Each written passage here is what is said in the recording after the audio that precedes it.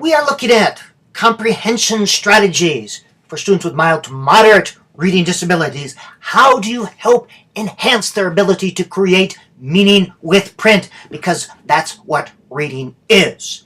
3 deficit areas in students who are struggling readers: word identification, fluency, and comprehension. Students with mild and moderate tend to have troubles with comprehension. I say tend. Comprehension is a thinking process. Reading is a thinking process. Reading and thinking essentially are the same thing. To help enhance their ability to comprehend, we need to teach cognitive processes or thinking processes.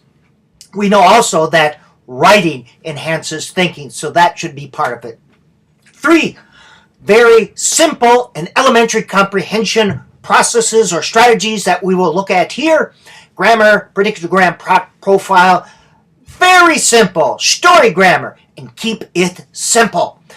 Tell students before they're reading a story or a chapter, we are looking for where the story happens, time and place, characters, and interesting and important events. As a pre-reading strategy, you might want to provide some of these up ahead. Boys and girls, we are going to look at a story. It happens here. Here are some characters.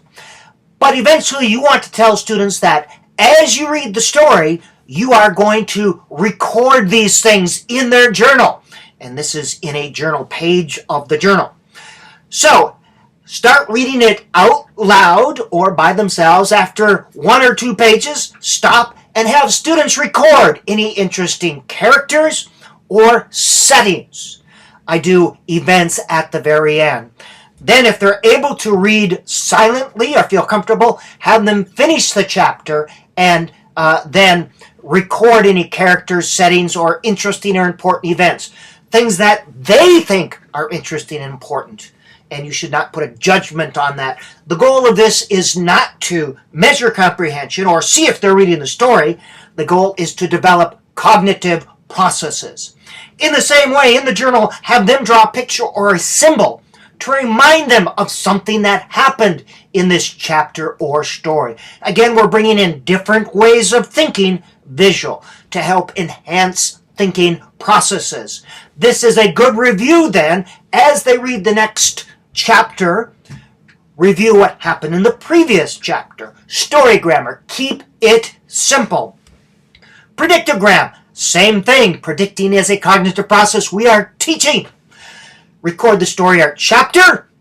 Stop at some point and ask the student, what do you think will happen next? That student will record.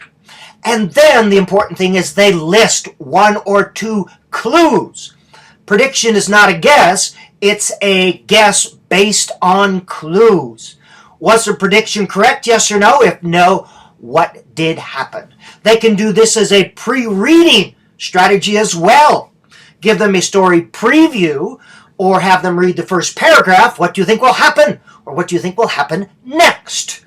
And finally, plot profile. After reading a chapter or a story, have them record 3 to 5 interesting or important events. Have them number the events.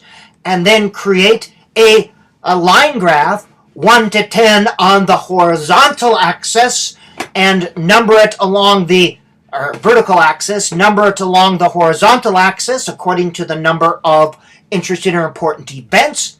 Have them rate it. And you could rate it here, scary to not scary, good to bad, interesting to not interesting, etc., etc. Dangerous to safe. You decide on the criteria. Lots and lots of reading practice. This is the best thing that you can do. Help children fall in love with books. 15 to 30 minutes of silent reading every day where children are able to choose the book they want to read and also choose to discard and find another book if they're not interested in a book. Just like you and I are when we go to the library. We're able to choose and make choices. Do not frustrate students and always keep instruction proximal at their independent level or below. Practice every day. Those are the basics. Helping students with mild to moderate reading disabilities comprehend